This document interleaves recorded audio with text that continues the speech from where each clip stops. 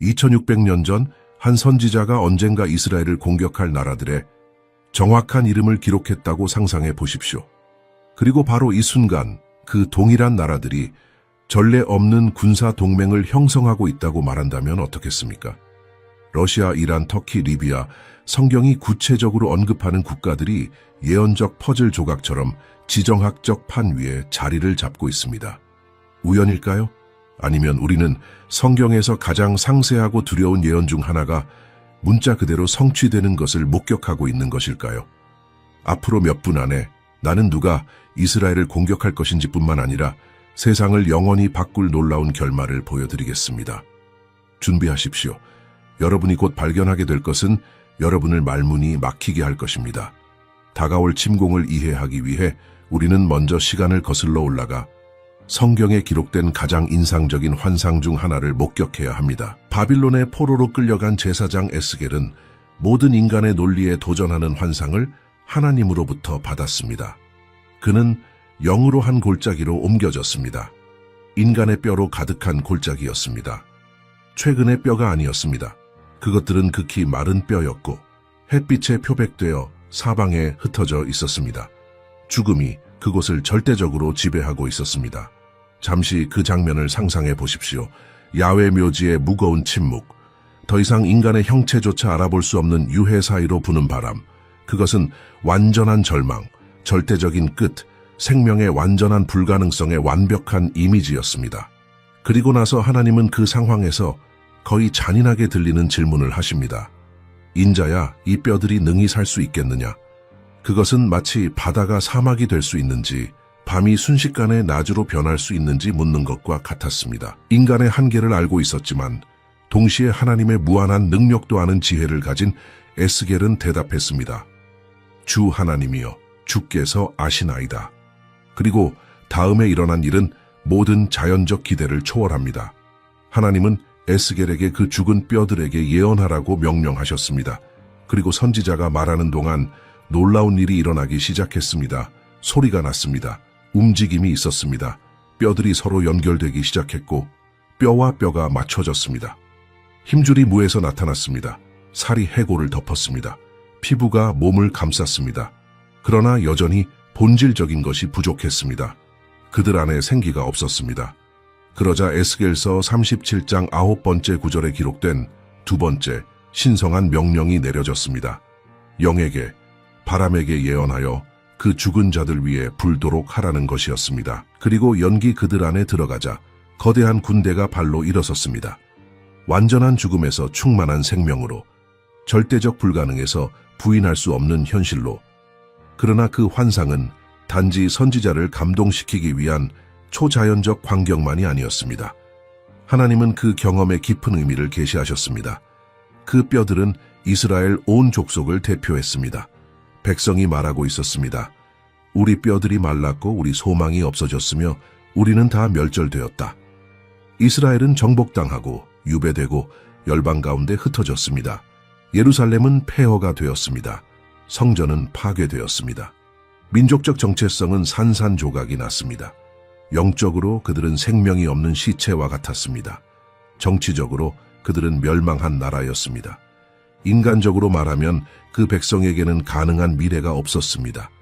그러나 수천 년 동안 역사에 도전할 약속이 임했습니다. 하나님은 이스라엘의 무덤을 여시고 그들을 거기서 나오게 하시고 그들을 그들 자신의 땅으로 다시 데려오겠다고 선언하셨습니다.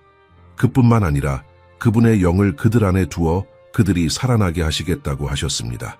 그것은 이중적 예언이었습니다. 나라의 물리적 회복과 그 후의 백성의 영적 회복, 불가능해 보였습니다.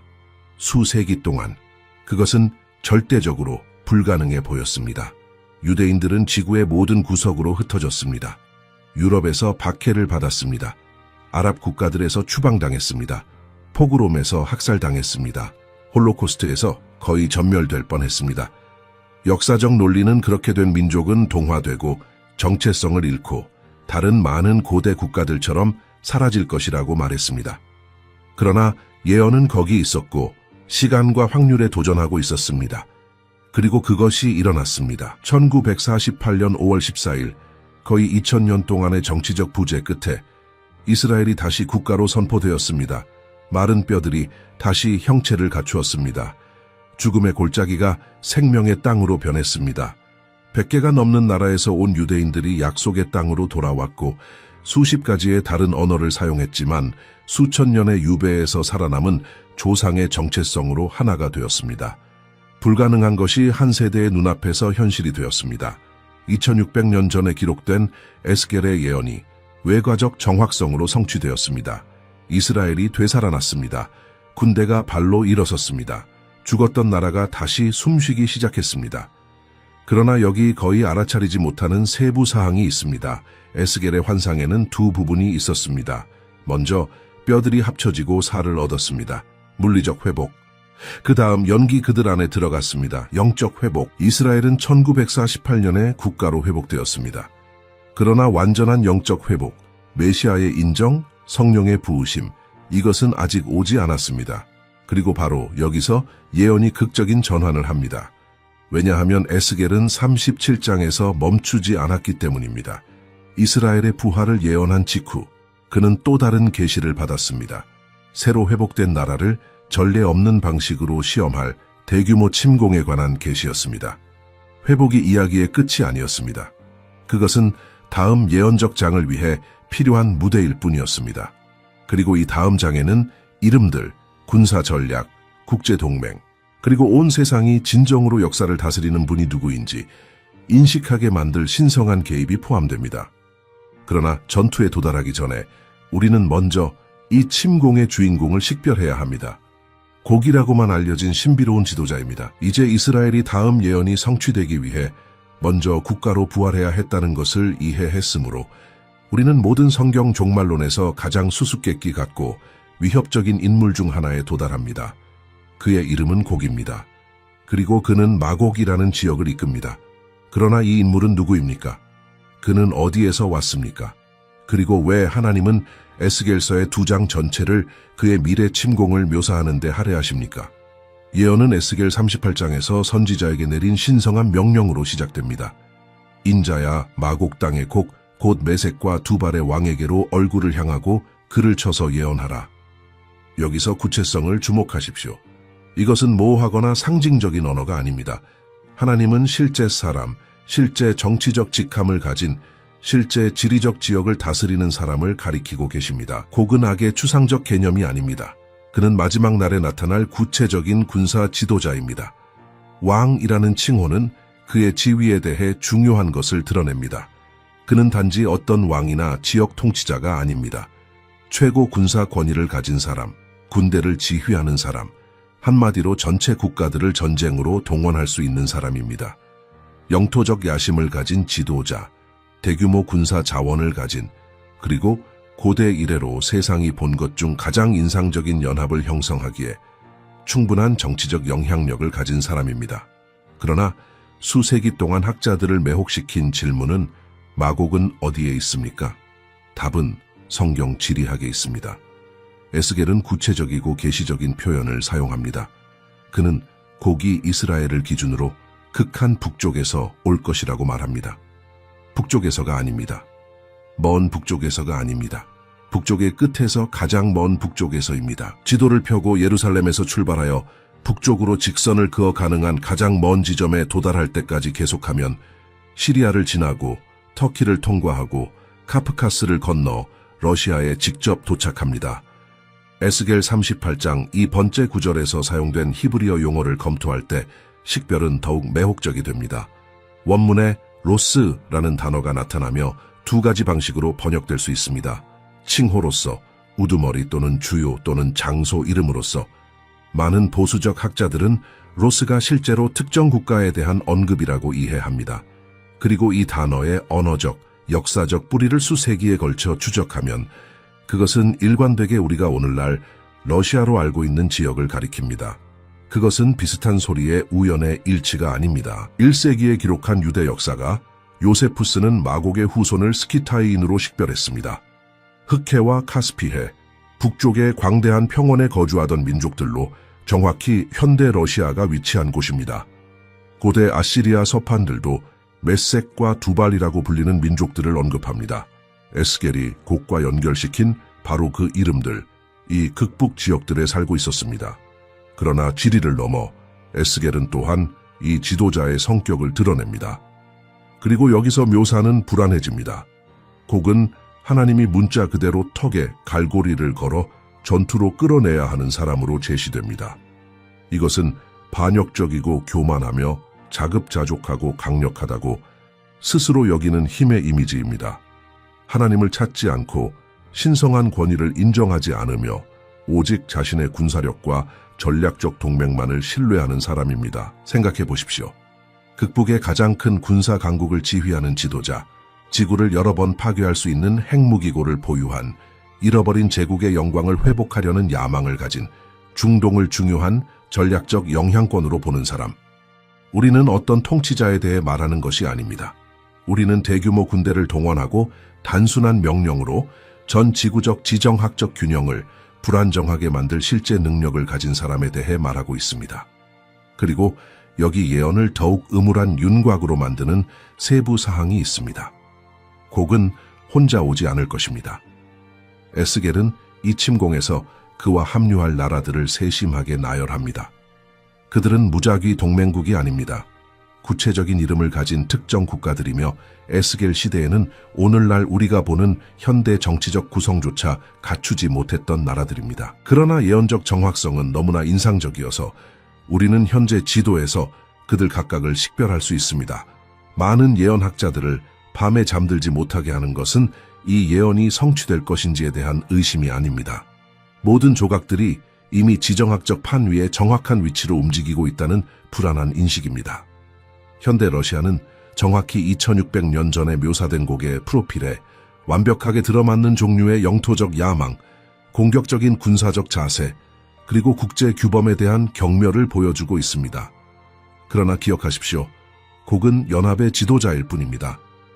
그리고 그의 동맹국들이 누구인지 발견하면 예언적 그림이 너무나 명확해지고 너무나 현재적이며 무시하기 너무나 불가능해져서 우리가 인류 역사상 전례 없는 시대에 살고 있다는 것을 인정하지 않기 어렵게 됩니다. 곡의 정체성이 이미 그 자체로 인상적이라면 누가 그의 옆에서 행진하는지 발견할 때까지 기다리십시오.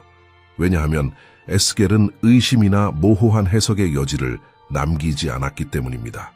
그는 이 종말론적 연합을 형성할 나라들을 이름별로 나열했습니다. 그리고 이 고대 이름들을 현대 지정학적 지도와 비교하면 예언적 정확성은 문자 그대로 숨을 멎게 합니다. 가장 명백하고 가장 위협적인 동맹국부터 시작하겠습니다. 에스겔 38장 5번째 구절은 선언합니다. 바사와 구스와 붓이 그들과 함께 하되. 바사, 이 식별에 대한 진지한 학문적 논쟁은 없습니다. 바사는 오늘날 우리가 이란으로 알고 있는 국가의 역사적 이름입니다. 수세기 동안 이란은 공식적으로 페르시아라고 불렸으며 1935년에야 그 이름을 이란으로 변경했습니다. 그러나 영적으로, 예언적으로, 성경적으로 그것은 동일한 실체입니다. 여기서 예언적 정확성을 상상해 보십시오. 2600년 전 에스겔이 이 예언을 기록했을 때 페르시아는 북쪽의 마곡 땅과 절대적으로 어떤 정치적, 군사적 또는 이념적 연결도 없었습니다. 그들은 서로 다른 문화를 가진 분리된 문명이었고 종종 서로 갈등했습니다. 그러나 오늘날은 이란과 러시아는 국제 무대에서 가장 견고하고 위험한 전략적 동맹 중 하나를 유지하고 있습니다. 군사협력, 방위협정, 기술 공유, 시리아에서의 조정. 역사적으로 전혀 말이 되지 않지만 예언적으로는 완벽하게 말이 되는 동맹입니다. 그리고 현대 이란은 그들의 의도를 숨기지 않습니다. 그들의 종교적, 정치적 지도자들은 이스라엘을 지도에서 지워버리고 싶다는 욕망을 반복적으로 공개적으로 선언했습니다. 그것은 부드러운 외교적 수사가 아닙니다. 그것은 명백한 전멸의 위협입니다. 이란은 이스라엘 주변의 테러 단체들의 자금을 대고 있습니다. 레바논의 헤즈볼라, 가자의 하마스, 시리아의 시아파 민병대. 그것은 세심하게 계획된 전략적 포위입니다. 대규모 조율된 침공에 앞서는 정확한 종류의 자세입니다. 그러나 에스겔은 그의 목록을 계속합니다. 그는 구스를 언급합니다. 대부분의 학자들에 의해 오늘날 수단과 에티오피아의 일부를 포함하는 지역으로 식별됩니다. 에스겔 시대에는 유럽과 아시아의 극북 민족들과 동맹을 맺을 논리적 이유가 전혀 없었던 이집트 남쪽의 아프리카 국가들입니다. 그러나 현재 상황을 보십시오. 수단은 최근 몇 년 동안 러시아와의 관계를 가까워지고 있습니다. 군사협정, 홍해의 러시아 해군기지, 그것은 우리 눈앞에서 형성되고 있는 동맹입니다. 그 다음에는 붓이 옵니다. 일반적으로 현재 리비아의 지역으로 식별됩니다. 그리고 여기서 예언은 더욱 구체적이 됩니다. 현대 리비아는 글로벌 강대국들 사이의 대리전 전장이었습니다. 그리고 누가 거기에 대규모 군사 주둔을 하고 있는지 아십니까? 러시아입니다. 러시아 용병, 러시아 군사 장비, 러시아 정치적 영향력. 수십 년 동안 이스라엘과 적대적인 관계를 유지했던 리비아는 이제 극북 지도자의 영향권 안에서 직접 궤도를 돌고 있습니다. 그러나 에스겔은 거기서 멈추지 않습니다. 그는 고멜과 그의 모든 군대, 그리고 극한 북쪽의 도갈마와 그의 모든 군대를 추가합니다. 고멜은 일반적으로 오늘날 터키 동부와 아르메니아 일부인 지역에 거주했던 고대 민족인 킴메르인들로 식별됩니다. 도갈마도 비슷한 식별을 가지고 있습니다.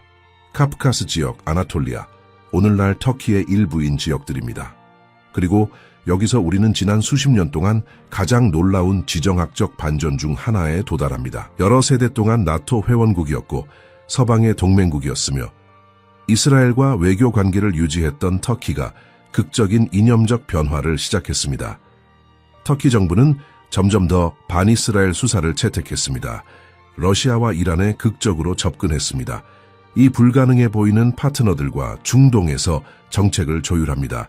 그것은 마치 퍼즐 조각들이 미리 정해진 위치로 스스로 움직이는 것을 보는 것과 같습니다. 이 모든 것의 역사적 불가능성에 대해 생각해 보십시오. 러시아와 이란은 수세기 동안 적이었습니다. 종교적 차이, 영토 분쟁, 카프카스를 둘러싼 전쟁. 터키와 러시아는 수세기에 걸쳐 여러 차례 전쟁을 벌였습니다. 리비아와 수단은 에스겔 시대의 현대 국가로 존재하지도 않았습니다. 그러나 예언은 그들이 연합할 것이라고 말했습니다. 그리고 모든 역사적, 문화적, 정치적 확률에 반하여 그들은 연합하고 있습니다. 지금 우리 눈앞에서 이 세대, 그리고 에스겔의 목록에는 학자들을 깊이 흥미롭게 하는 또 다른 세부 사항이 있습니다. 특정 국가들의 부재입니다. 이집트는 이 연합에 어디 있습니까? 요르단은 어디 있습니까? 페르시아만의 국가들은 어디 있습니까? 미국과 서유럽 강대국들은 어디 있습니까? 그들은 침공의 일부로 나타나지 않습니다. 일부 학자들은 이 국가들이 이스라엘과 동맹을 맺거나 중립을 유지하거나 단순히 실제 군사 행동 없이 언어적으로만 항의할 것이라고 제안합니다. 에스겔 38장 13번째 구절은 스바와 드단과 다시스의 상인들이 단지 물을 것이라고 언급합니다. 네가 탈취하러 왔느냐? 그것은 약한 외교적 항의이지 군사적 개입이 아닙니다. 그것은 정확히 오늘날 우리가 보는 패턴입니다. 유엔 결의안, 우려 성명, 경제 제재. 그러나 그렇게 대규모 연합과의 직접적인 군사적 대결에 대한 실제 의지는 없습니다. 정확성은 놀랍습니다. 동맹들이 형성되고 있습니다. 적대감이 굳어지고 있습니다. 전략적 이해관계가 수렴하고 있습니다. 군사적 배치가 일어나고 있습니다. 이론이 아닙니다. 먼 추측이 아닙니다. 신문 헤드라인, 서명된 협정, 공동군사훈련, 가시적이고 문서화된 정치적 조정에서입니다. 그러나 여기 자연스럽게 떠오르는 질문이 있습니다. 왜 문화적으로 다르고 이념적으로 다양하며 역사적으로 적대적인 이 불가능한 국가연합이 특별히 이스라엘에 대항하여 연합하도록 동기를 부여하는 것은 무엇입니까? 이 초기 동맹을 조율된 군사 침공으로 변화시킬 반가소에는 무엇입니까? 이 대규모 침공을 촉발하는 것에 대한 답은 대부분의 사람들이 계시되고 있는 것에 전략적 깊이를 파악하지 못한 채 빠르게 읽는 구절들에 숨겨져 있습니다. 왜냐하면 에스겔은 침공이 일어날 것이라고 예언할 뿐만 아니라 그것이 발생할 정확한 조건들과 그 배후의 중심적 동기를 밝히기 때문입니다. 그리고 이러한 조건들을 이해하면 예언적 시나리오는 완전히 새로운 차원을 얻게 됩니다. 에스겔 38장 11번째 구절은 곡의 마음을 지나갈 말을 기록합니다. 내가 평원의 고을들로 올라가리라. 성벽도 없고 문이나 빗장이 없이 다 평안히 거주하는 백성에게 나아가리라. 이 설명을 다시 읽어보십시오. 이스라엘은 안전하게 살고 있을 것입니다. 성벽 없이, 방어 시스템 없이, 오늘날 그 나라를 특징짓는 끊임없는 군사적 긴장 없이, 이 설명은 현재 상황에서 말이 되지 않습니다. 현대 이스라엘은 지구상에서 가장 군사화된 국가 중 하나입니다. 세계에서 가장 진보된 미사일 방어 시스템을 갖추고 있습니다. 의무 병역을 유지합니다. 엘리트 군사 정보를 보유하고 있습니다. 영구적인 경계 상태에서 살고 있습니다. 그렇다면 이 예언은 언제 성취될까요? 이스라엘은 언제 성벽 없이 평안히 안전하게 거주하게 될까요? 답은 많은 학자들이 다니엘서 9장 27번째 구절에 언급된 언약으로 식별하는 예언적 사건을 가리킵니다. 예언적 한주, 즉 7년 동안 확정될 평화협정. 그것은 마침내 중동의 영구적 평화에 환상적 감각을 가져올 혁명적인 조약이 될 것입니다. 이스라엘은 경계를 낮출 것입니다. 방어를 줄일 것입니다. 외교적 보호와 국제적 보증을 신뢰할 것입니다. 그리고 바로 이 전략적 취약성의 순간에 곡이 공격하기로 결정할 것입니다. 그러나 침공을 동기부여하는 것은 단지 정치적 기회주의만이 아닙니다. 에스겔은 이 연합을 추진하는 탐욕에 대해 잔인할 정도로 정직합니다. 12번째 구절에서 예언은 계속됩니다. 노략하며 탈취하고 네 손을 들어서 황폐하였다가 지금은 사람이 거주하는 땅과 열국에서 모여서 짐승과 재물을 얻고 땅 가운데 거주하는 백성을 치고자 하는도다. 사막을 생산적인 땅으로 변화시킨 혁명적인 농업기술. 이스라엘은 에너지 강국이 되었습니다. 자신의 필요를 충족시킬 뿐만 아니라 유럽 국가들의 자원을 수출하는 나라입니다. 이것은 전략적 방정식을 완전히 바꿉니다. 그것은 더 이상 단지 이념적이거나 종교적인 문제가 아닙니다. 그것은 구체적인 경제적 이익입니다. 명확한 재정적 동기를 가진 영토적 야망입니다.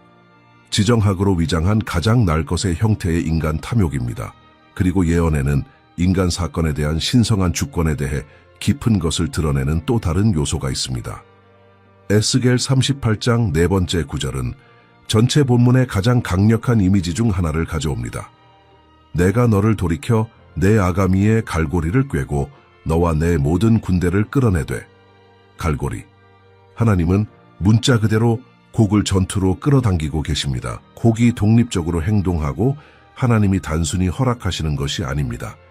하나님이 이 침공이 일어나도록 사건들을 적극적으로 지시하고 조작하고 조율하고 계신 것입니다. 왜냐하면 하나님은 인간의 탐욕을 초월하고 영토적 야망을 넘어서며 정치적 동기를 뛰어넘는 목적을 가지고 계시기 때문입니다. 이 전투는 실제로 천연자원이나 지정학적 통제에 관한 것이 아닙니다. 그것은 이스라엘과 세계의 모든 나라들이 진정으로 역사를 다스리는 분이 누구인지 의심의 여지 없이 알 수 있도록 너무나 부인할 수 없고 너무나 강력하며 너무나 극적으로 초자연적인 방식으로 하나님의 영광을 드러내는 것에 관한 것입니다. 곡은 자신이 자유의지로 행동하고 자신의 야망에 동기부여받았다고 생각할 것입니다. 그러나 그는 더 큰 신성한 목적을 위한 도구로 사용될 것입니다. 그것은 우리가 모든 성경에서 보는 동일한 패턴입니다. 하나님이 출애굽에서 그분의 능력을 보이시기 위해 바로의 마음을 강팍하게 하심, 이스라엘을 징계하기 위해 느부갓네살이 사용됨, 고레스가 이교도임에도 불구하고 기름 부음 받은 자로 불림. 하나님은 그분의 영원한 목적을 성취하기 위해 죄 많은 인간의 동기를 통해 일하십니다. 장면을 상상해 보십시오. 마침내 평화 속에 있는 이스라엘, 경제적으로 번영하고 있습니다. 기술적으로 진보했습니다. 외교적으로 영향력이 있습니다. 그리고 나서 극북에서, 동쪽에서, 남쪽에서 고대 이래로 본 것 중 가장 큰 군사연합이 모이기 시작합니다. 탱크, 미사일, 비행기, 함선, 에스겔이 땅을 덮는 구름으로 묘사하는 너무나 대규모 군대. 그것은 인간적으로 말해서 공격받는 나라에게 생존의 기회를 남기지 않는 종류의 군사력입니다. 이스라엘은 완전히 포위될 것입니다. 외교적으로 고립될 것입니다. 터무니없는 규모로 군사적으로 압도당할 것입니다. 군사적으로 개입할 의사가 있는 동맹국도 없을 것입니다. 그것은 완전한 파괴를 위한 완벽한 시나리오입니다. 그것은 정확히 생존에 대한 자연적, 논리적, 군사적 또는 정치적 설명이 없는 종류의 상황입니다. 그것은 승리가 올 때 절대적으로 아무도 그것을 인간의 능력 탓으로 돌릴 수 없도록 하나님이 의도적으로 조율하신 시나리오입니다. 그리고 바로 이 절대적인 공포의 순간, 완전한 불가능의 순간, 밑바닥 없는 절망의 순간에 하늘이 홍해에서의 개입을 부드럽게 보이게 만드는 방식으로 응답할 것입니다. 곧 묘사될 것은 재래식 군사 전투가 아닙니다. 인간의 전략이 아닙니다. 첨단 기술이 아닙니다. 전술적 우월성이 아닙니다. 에스겔이 38장과 39장에서 목격하고 기록한 것은 모든 성경 역사에서 가장 극적이고 가장 두렵고 가장 부인할 수 없이 초자연적인 신성한 개입 중 하나입니다. 그리고 선언된 목적은 수정처럼 맑습니다. 이와 같이 내가 스스로 크게 하며 스스로 거룩하게 하여 여러 나라의 눈에 알리리니 그들이 나를 여호와인 줄 알리라. 그리고 나서 불가능한 일이 일어납니다. 에스겔 38장 19번째 구절은 선언합니다. 내가 투기와 맹렬한 노로 말하였거니와 그날에 큰 지진이 이스라엘 땅에 일어나서 지진, 그러나 흔한 국지적 지진이 아닙니다. 20번째 구절은 계속됩니다. 바다의 고기들과 공중의 새들과 들의 짐승들과 땅에 기는 모든 벌레와 지면에 있는 모든 사람이 내 앞에서 떨 것이며 에스겔 38장 21번째 구절은 초자연적 공포의 또 다른 층을 추가합니다. 내 모든 산 중에서 그를 치는 칼을 부르리니 그들의 칼이 각기 그 형제를 칠 것이며 초자연적 혼란. 순간 전에 조율된 통일성으로 행진하던 군인들이 이제 친구와 적을 구별할 수 없습니다. 어둠 속에서, 공황 속에서, 혼돈 속에서 그들은 서로를 죽이기 시작합니다. 그것은 기드온 시대 미디안 사람들에게 하나님이 사용하신 것과 같은 개입이지만 비교할 수 없이 더 큰 규모입니다. 이것의 비극적 아이러니를 생각해 보십시오. 특별히 이스라엘을 파괴하기 위해 연합한 연합이 결국 스스로를 파괴합니다. 함께 행진한 동맹국들이 서로의 손에 죽습니다. 무적처럼 보였던 힘이 안에서부터 붕괴됩니다. 이스라엘이 단 한 발도 발사할 필요 없이 침략군은 스스로를 학살하고 있습니다. 그러나 하나님은 끝내지 않으셨습니다. 에스겔 38장 22번째 구절은 계속됩니다. 내가 또 전염병과 피로 그를 심판하며 쏟아지는 폭우와 큰 우박덩이와 불과 유황으로 그와 그의 모든 무리와 그와 함께한 많은 백성에게 비를 내리듯 하리라. 이 목록을 다시 읽어보십시오. 전염병, 군대 사이에 즉시 퍼지는 질병, 피, 산업적 규모의 학살, 폭우, 군사 이동을 불가능하게 만드는 조건, 대규모 우박, 하늘에서 떨어지는 볼링공 크기의 돌. 그리고 나서 절대적으로 아무도 무슨 일이 일어나고 있는지 잘못 해석할 수 없도록 보장하기 위해 최종 심판이 옵니다. 불과 유황, 소돔과 고몰에 대해 사용된 것과 동일한 신성한 무기, 하늘에서 떨어지는 문자 그대로의 불, 금속을 녹이는 온도로 타는 유황, 그것은 표현의 가장 문자 그대로의 의미에서 성경적 규모의 파괴입니다. 에스겔 39장 2번째 구절은 그것이 시적 과장이 아님을 분명히 하는 정확성으로 결과를 수량화합니다. 내가 너를 돌이켜서 6 중 하나만 남기고 침략군의 6분의 5, 83%가 전멸될 것입니다. 수백만의 병력에서 극히 작은 일부만이 생존할 것입니다. 그리고 이 생존자들은 승리의 이야기를 가진 영웅으로 돌아가지 않을 것입니다. 그들은 부서지고 트라우마를 입고 이스라엘의 하나님께 도전했다가 그분의 손에 분쇄되었다는 메시지를 전하며 돌아갈 것입니다. 그러나 파괴는 이스라엘의 전장에 국한되지 않습니다. 에스겔 39장 6번째 구절은 더욱 두려운 차원을 추가합니다. 내가 또 불을 마곡과 해변에 평안히 거주하는 자에게 내리리니 신성한 불이 침략연합의 본국 땅에 떨어질 것입니다. 러시아, 이란, 터키, 리비아, 이스라엘을 파괴하기 위해 군대를 보낸 나라들이 자신들의 영토에서 파괴를 경험할 것입니다. 전쟁을 위해 군인들을 보낸 가족들이 자신들의 집에서 신성한 심판을 받을 것입니다. 메시지는 피할 수 없습니다. 당신은 재앙적인 결과 없이는 하나님의 선택받은 백성을 건드릴 수 없습니다. 당신은 그것을 보호하겠다고 맹세하신 하나님과 대면하지 않고는 예루살렘에 대항하여 행진할 수 없습니다. 당신은 실제로 우주의 창조주 자신에 대항하여 손을 들고 있다는 것을 발견하지 않고는 이스라엘에 대항하여 손을 들 수 없습니다. 그리고 여기 이 개입을 역사상 어떤 군사 전투와도 다르게 만드는 것이 있습니다. 승리를 우월한 무기 탓으로 돌릴 방법이 없습니다. 군사 전략에 공을 돌릴 방법이 없습니다. 대규모 혼란과 동기화된 전 지구적 지진을 자연적으로 설명할 방법이 없으며 그 뒤를 이어 즉각적인 전염병과 하늘에서의 문자 그대로의 불이 옵니다. 그것은 너무나 명백하고 너무나 부인할 수 없으며 너무나 논쟁의 여지 없이 초자연적이어서 가장 헌신적인 회의론자조차도 인류 역사에 적극적으로 개입하시는 하나님의 현실과 대면하도록 강제합니다. 에스겔 38장 23번째 구절은 이 모든 것의 목적을 요약합니다. 이와 같이 내가 스스로 크게 하며 스스로 거룩하게 하여 여러 나라의 눈에 알리리니 그들이 나를 여호와인 줄 알리라. 그것은 이스라엘이 자신의 군사력을 증명하는 것에 관한 것이 아닙니다. 지정학이나 지역적 우위에 관한 것이 아닙니다. 그것은 온 인류의 영적 의식을 근본적으로 변화시키는 방식으로 하나님이 그분의 영광을 너무나 논쟁의 여지 없이 드러내시는 것에 관한 것입니다. 그러나 전투가 하루 만에 끝나지만 이 신성한 개입의 결과는 수년 동안 지속될 것입니다. 그리고 결과에서 우리는 이 전체 예언적 순서의 가장 깊고 가장 영원하며 가장 변혁적인 목적을 발견합니다. 전투가 극적이라면 결과는 절대적으로 변혁적입니다. 왜냐하면 에스겔은 침략군의 파괴를 예언할 뿐만 아니라 그는 그 후에 무슨 일이 일어날지 구체적이고 측정 가능한 세부 사항으로 묘사하기 때문입니다. 그리고 이러한 세부 사항들은 하나님이 이 연합에 가하실 상상할 수 없는 규모의 패배를 드러냅니다. 에스겔 39장 9번째와 10번째 구절은 전체 예언의 가장 놀라운 요소 중 하나를 제시합니다.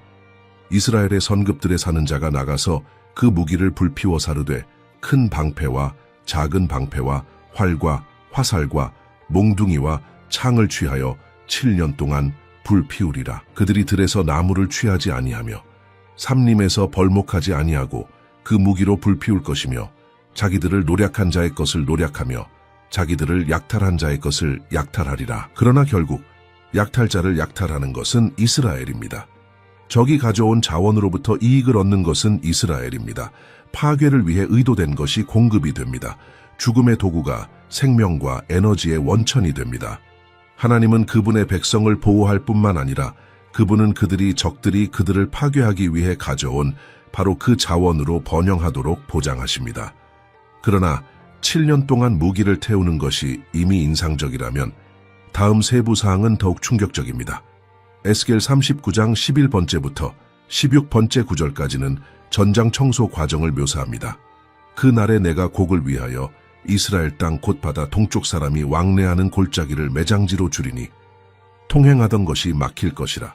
사람이 거기에서 곡과 그 모든 무리를 장사하고 그 이름을 하몽옥의 골짜기라 일컬으리라. 이스라엘 족속이 7달 동안에 그들을 장사하여 그 땅을 정결하게 할 것이라. 파괴의 규모는 너무나 대규모여서 그것은 반년 이상 동안 이스라엘의 의제를 정의하는 전국적 청소 프로젝트가 될 것입니다. 그리고 그 골짜기에 주어진 이름, 곡의 무리를 의미하는 하몽곡은 영구적인 기념물이 될 것입니다. 하나님이 이스라엘을 위해 싸우셨다는 영원한 상기, 아무리 대규모이거나 잘 조율되어 있어도 어떤 인간의 힘도 그분의 선택받은 백성을 위한 신성한 목적에 대항하여 이길 수 없다는 가시적 증언. 그러나 이러한 물리적 결과가 아무리 인상적이더라도 그것들은 뒤따를 더 깊은 영적 변화를 위한 무대일 뿐입니다. 왜냐하면 이 전투의 진정한 목적은 결코 단지 이스라엘을 물리적 파괴로부터 구하는 것만이 아니었기 때문입니다. 그것은 이스라엘의 마음을 마침내 그들의 메시아를 인정하도록 준비시키는 것이었습니다. 에스겔 39장 28번째와 29번째 구절은 선언합니다. 그들이 나를 여호와 그들의 하나님인 줄 알리니 이는 내가 그들을 사로잡혀 이방인 중에 가게 하고 다시 그들의 고국 땅으로 모아들이며 그들 중 하나도 이방인 중에 남겨두지 아니함이라. 내가 다시는 내 얼굴을 그들에게서 가리지 아니하리니 이는 내가 내 영을 이스라엘 족속에게 쏟았음이라.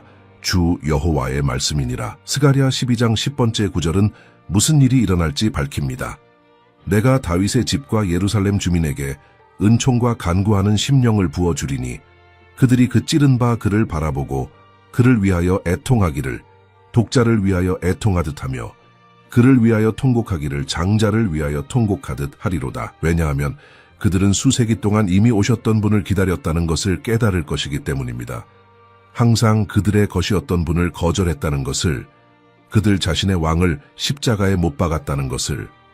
이 깨달음의 고통은 동시에 파괴적이고 정화적일 것입니다. 사도 바울은 로마서 11장 26번째 구절에서 이 예언적 순서를 확인합니다. 그리하여 온 이스라엘이 구원을 받으리라. 여러 세대에 걸친 점진적 회심이 아닙니다. 국가적 구원입니다. 집단적 인정입니다. 전체 나라가 신성한 개입에 부인할 수 없는 현실과 대면하여 마침내 그들의 메시아를 받아들이는 시간 속의 특정한 순간입니다. 그리고 여기 항상 모든 것 뒤에 있었던 영광스러운 목적이 있습니다. 하나님은 이 침공을 허락하실 것입니다.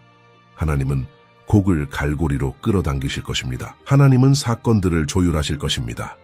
그분의 능력을 증명하기 위해 전투가 필요해서가 아니라 너무나 극적으로 초자연적이고 너무나 부인할 수 없이 신성하여 마침내 이스라엘의 마음의 완고함을 깨고 그들의 영적 눈을 여는 순간이 필요하기 때문입니다. 전투는 끝이 아닙니다. 그것은 수단입니다. 목표는 결코 단지 영토를 보호하는 것만이 아니었습니다. 그것은 관계를 회복하는 것이었습니다. 그것은 단지 국가적 생존에 관한 것이 아니었습니다. 그것은 영적 구속에 관한 것이었습니다. 그것은 군사력에 관한 것이 아니었습니다. 그것은 메시아적 인정에 관한 것이었습니다. 그리고 이스라엘이 마침내 예수를 바라볼 때, 마침내 그들의 메시아를 인정할 때, 마침내 찔린 그분이 항상 그들의 구주였음을 이해할 때, 우주의 영적 질서에서 근본적으로 무언가가 변할 것입니다. 왜냐하면 이스라엘의 거절이 이방인들에게 구원을 가져왔다면 그들의 받아들임은 죽은 자 가운데서 생명을 가져올 것이기 때문입니다. 바울이 로마서 11장 15번째 구절에서 선언한 것처럼, 그러므로 그것은 단지 지정학이나 군사 전투에 관한 예언이 아닙니다. 그것은 하나님의 구속 계획이 절정에 도달하는 것에 관한 것입니다. 그것은 고대 약속들이 성취되는 것에 관한 것입니다. 그것은 한 백성이 단지 그들의 땅으로뿐만 아니라 그들의 하나님께로 회복되는 것에 관한 것입니다. 그것은 메시아가 마침내 그분이 처음 오신 사람들에 의해 인정받는 것에 관한 것입니다. 그리고 수세기를 통해 울려 퍼지고 오늘 우리의 마음에 울려 퍼지며 무시할 수 없는 영적 긴급성으로 우리를 대면하는 질문은 이것입니다. 이스라엘이 여전히 그들의 메시아를 인정하기 위해 이 극적인 경험이 필요하다면 그것은 이미 복음을 들었고 이미 진리를 알지만 아직 그것에 완전히 반응하지 않았을 수도 있는 우리 중 사람들에 대해 무엇을 말합니까? 마른 뼈에서 살아있는 나라로, 흩어진 유배에서 주권 국가로, 땅 없는 백성에서 세계 예언적 무대의 중심으로, 그리고 이제 메시아적 거절에서 홍해의 분리 이래로 가장 극적인 신성한 개입을 통한 구속적 인정으로, 이스라엘의 예언적 여정은 불가능한 정확성, 세심한 성취, 시간과 상황과 확률을 초월하는 신성한 신실함의 2600년 서사시입니다. 에스겔은 그의 시대에 터무니없어 보였던 환상 속에서 이 순서를 목격했습니다. 그러나 모든 세부 사항, 모든 이름, 모든 사건이 현실에 주의를 기울이는 모든 사람의 잠을 빼앗아야 할 정확성으로 우리 눈앞에서 정렬되고 있습니다. 나는 여러분에게 날짜를 추측하라고 요청하는 것이 아닙니다. 곡이 극북에서 행진할 때를 달력에 표시하자고 제안하는 것이 아닙니다. 그러나 우리가 무시할 수 없는 것은 인류 역사상 처음으로 모든 예언적 조각들이 동시에 판 위에 있다는 것입니다. 극북의 강국으로서의 러시아, 이스라엘에 대한 명백한 적대감을 가진 이란, 서방 동맹에서 모스크바 및 테헤란과의 파트너십으로 변화하는 터키, 국가로 존재하고 경제적으로 번영하는 이스라엘. 에스겔이 2000년 이상 전에 묘사한 것과 정확히 같이 형성되는 불가능한 동맹들, 이 세대에 걸쳐 있는 질문은 예언이 신뢰할 수 있는지가 아닙니다. 그것은 우리가 하나님의 신실한 성품과 아직 시간이 있는 동안 우리의 영적 반응의 긴급성에 대해 그것이 우리에게 계시하는 것에 주의를 기울이고 있는지입니다. 그러므로 제가 여러분께 마지막 초대를 하겠습니다.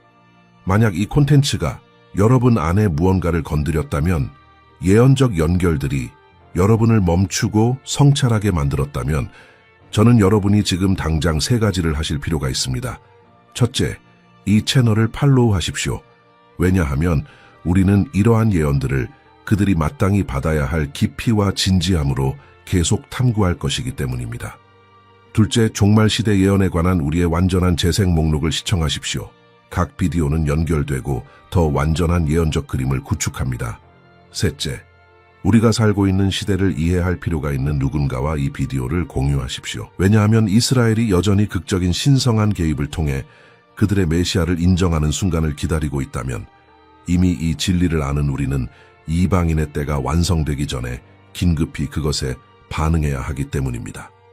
그리고 여러분이 대답해야 할 질문은 곡이 언제 공격할지가 아닙니다. 그것은 이스라엘이 언젠가 그들의 구주로 인정할 메시아를 만날 준비가 되어 있는지입니다.